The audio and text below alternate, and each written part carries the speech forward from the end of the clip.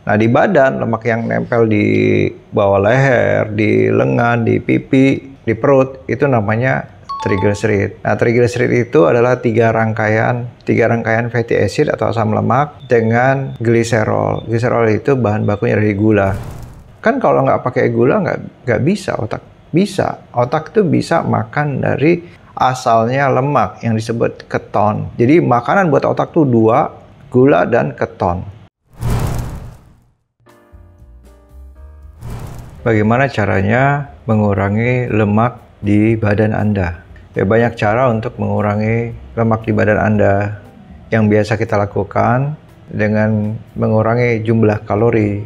Jadi tiap kali kita makan, kita hitung kalorinya, nasinya berapa. Kita bayangkan aja kalau kita makan di KFC atau McD, nasi seperti itu kira-kira 300 kalori. Belum sama ayam gorengnya kalau dada bisa 700 kalori. Kemudian belum sama minumnya Coca-Cola, kemudian ada kentang lagi. Kita hitung dulu berat badan kita dikalikan 20-40 kalori. Jadi kalau berat badan kita 50 kg dikalikan misalnya aktivitas kita yang sedang, jadi 30 kalori, jadi kebutuhan kalori kita kira-kira kasarnya 1.500 kalori. Nah, terus dibagi-bagi dengan berapa karbohidrat, berapa lemak, berapa protein, gramnya. Karbohidratnya dikalikan 4. Misalnya kita makan 1 gram karbohidrat ditimbang ya, dikalikan 4. Kemudian protein dikalikan 4 juga, lemak dikalikan 9. Lebih banyak 2 kali lipat ya kalori dari lemak. Nah, jadi berat badan 50 dikalikan 30 dengan perkiraan aktivitas sedang, olahraga, sekali-sekali, kadang iya, kadang enggak, cuma beraktivitas atau bekerja atau sekolah. Jadi kebutuhan 1.500 kalori. Kalau kita bagi 3, berarti pagi makan 500 kalori, siang 500 kalori, malam 500 kalori, 3 kali sehari. Nah, 1.500 kalori. Jadi kemudian bisa juga dengan cara berolahraga. Jadi olahraga yang ditingkatkan sehingga dengan kalori yang tadi dibakar akan lebih banyak untuk kegiatan olahraga.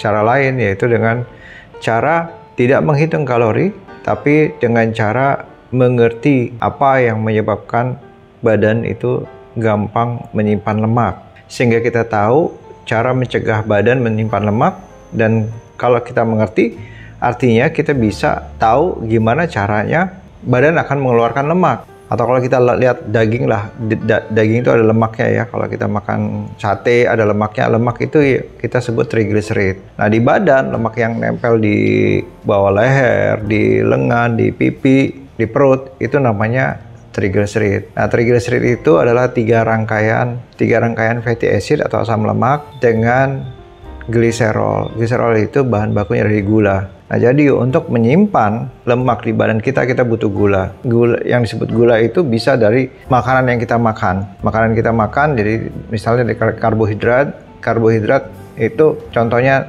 nasi, roti, itu kan karbohidrat. Kentang, ubi, itu karbohidrat. Dia di badan akan diserap sebagai glukosa. Nah, glukosa ini diubah menjadi gliserol yang nantinya akan berikatan sama lemak menjadi triglycerid. Jadi kita bisa menyimpan makanan kita dalam bentuk lemak di badan kita. Syaratnya harus ada gula atau glukosa tadi. Tidak hanya dari situ, dari buah-buahan, dari sayur-sayuran juga mengandung karbohidrat, juga dari minuman-minuman yang manis itu juga mengandung gula. Jadi buah-buahan, kalau gula dari buah disebut fruktosa. Kalau gula-gula dari minuman-minuman itu disebut sukrosa. Di badan kita ada mekanisme supaya tidak tinggi gulanya dalam darah. Kalau tinggi gula dalam darah disebut diabetes mellitus atau penyakit gula. Jadi mekanismenya yaitu insulin. Jadi begitu kita makan karbohidrat, insulin kita akan keluar. Insulin dari mana? Dari pankreas. Dia akan menurunkan gula darah kita. Nah, gula darah ini diturunkan problemnya di mana ditaruh. Jadi gula itu nggak bisa ditaruh di mana-mana, dia harus lengket dengan sesuatu. Jadi gula itu disimpan dalam bentuk lemak. Jadi gula tadi diubah menjadi gliserol, berikatan dengan lemak, kemudian disimpan di badan. Jadi kalau kita kan nggak mungkin makan nasi makan mie nggak pakai telur, nggak pakai bumbu-bumbunya yang ada minyak-minyaknya itu. Jadi itu akan berikatan dengan asam lemak menjadi trigliserid di dalam badan, dan sehingga kita akan menyimpan lemak jadi cadangan lemak. Masalahnya setiap kali kita makan karbohidrat, insulin kita tinggi. Jadi kita makan karbohidrat, insulin kita tinggi. Kita turunkan lagi, makan lagi karbohidrat, insulin kita tinggi, turunkan lagi, makan lagi karbohidrat, insulin kita. Jadi insulinnya ada di atas terus. Nah, insulin ini akan ada tetap di atas, dia akan mengurangi gula di dalam darah karena insulinnya tinggi, termasuk gula di dalam otak kita turun, sehingga kita akan terus kelaparan. Kalau nggak makan, sakit mah. Nah, itu yang dilakukan kalau Anda sakit mah. Anda makan sedikit-sedikit tapi sering, 3 jam. Kenapa Anda nggak banyak-banyak makan tapi sering? Karena nanti menggemuk. Makan sedikit-sedikit tapi sering, jadi Anda lebih aman. Hanya insulinnya tetap tinggi. Kalau Anda telat makan, mulai gemeter, mual, muntah. Karena otaknya minta gula. Kenapa otak minta gula? Karena insulin kita tinggi. Coba kalau insulin kita rendah atau biasa aja, normal, jadi nggak akan pusing karena gula di dalam darah akan stabil, nggak diturun-turunkan dengan insulin. Nah, sekarang masalahnya, kenapa insulinnya tinggi? Itu problemnya. Gimana cara menurunkan insulin? Insulin itu bisa naik tadi karena ada gula. Jadi untuk menggemuk dasarnya harus ada gula. Tapi otak butuh gula. Kan kalau nggak pakai gula nggak bisa otak. Bisa. Otak itu bisa makan dari asalnya lemak yang disebut keton. Jadi makanan buat otak tuh 2, gula dan keton. Kenapa? Karena di otak kita itu banyak udara oksigen. Banyak oksigen. Di situ ada mitokondria. Nah, mitokondria di sel-sel otak kita itu yang akan bikin keton. Cuma produksi keton kita nggak banyak. Kenapa? Karena tadi energi di badan kita itu cuma 2, dari gula, glukosa, atau dari lemak. Ini yang dipakai buat energi kita. Kalau kita kasih glukosa, lemaknya nggak dipakai buat energi. Semua badan kita pakai gula, itu naik insulinnya. Kalau kita nggak kasih glukosa, kita kasihnya lemak, badan kita akan pakai lemak untuk sebagai energi. Insulin naik? Enggak. Kalau kita tidak berikan karbohidrat atau gula, insulin bakal stabil. Sehingga itu kompetitif, persaingan antara gula dengan lemak untuk dijadikan bahan dasar energi kita. Makanya tadi, gimana caranya kita mengurangi insulin? Kalau kita kurangi jumlah pasokan karbohidrat, sehingga badan kita akan terbiasa menggunakan lemak sebagai energi. Akibatnya apa? Susah untuk menyimpan lemak di badan, karena karbohidrat atau gula kita udah kurangin, sudah kita batasi. Susah. Nah, badan bisa bentuk gula? Bisa. Caranya apa? Lemak tadi ingin digunakan tubuh sebagai energi, sebagai tenaga, sebagai untuk aktivitas dan untuk berpikir, yang disebut keton. Lemak tadi dipecah, yang trigliserid tadi yang disimpan di perut, di pinggang, itu pecah menjadi fatty acid, jadi tenaga, jadi keton di liver, dan gliserol keluarnya lagi. Jadi gliserol tadi yang disimpan atau gula yang disimpan tadi keluar, jadi dapat gula. Jadi badan kita juga dapat gula.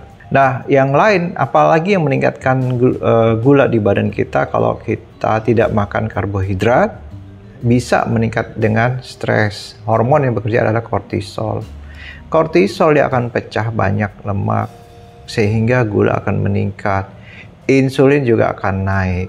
Jadi stres itu bikin nggak bagus juga buat badan. Sehingga insulin akan meningkat, bikin Anda pusing, bikin Anda gemetar karena gula di dalam darah juga diturunkan, sehingga Anda akan sulit mengontrol rasa lapar. Jadi kalau udah kortisol naik, insulin naik, Anda akan merasakan rasa lapar. Yang hormon yang bekerja itu hormon yang kita sebut grelin, hormon grelin. Nah, jadi caranya pertama kali dengan mengurangi karbohidrat, stres dikontrol, dan tidur cukup. Kalau Anda kurang tidur, kortisol juga akan naik, insulin akan naik, insulin lagi yang keluar. Jadi kuncinya di situ. Caranya yaitu Anda bisa makan banyak tanpa harus menghitung-hitung kalori, tanpa harus menimbang-nimbang kalori. Kalau ngerti konsep dasarnya, yaitu peningkatan glukosa, peningkatan insulin, sehingga Anda gampang lapar, kalau nggak makan sakit mah karena insulin Anda tinggi. Kalau Anda sudah biasa mengurangi jumlah karbohidrat dan gula, tubuh biasa menggunakan lemak, kemudian baru Anda mulai intermittent fasting. Jadi badan Anda udah biasa, Anda mulai skip sarapan. Kalau skip sarapan, apakah pusing kepalanya? Enggak, karena badan sudah biasa menggunakan energi dari lemak. Lemak yang dari otak kita bisa menggunakan energi dari lemak yang ada di badan kita.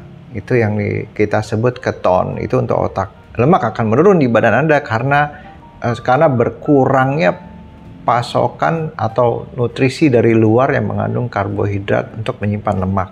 Kemudian Anda mulai skip sarapan sehingga badan Anda menggunakan lemak itu sebagai energi. Ditambahkan lagi dengan olahraga. Tadi selain itu juga Anda harus mengurangi stres dan tidur yang cukup. Mudah-mudahan bermanfaat. Sampai bertemu di video selanjutnya.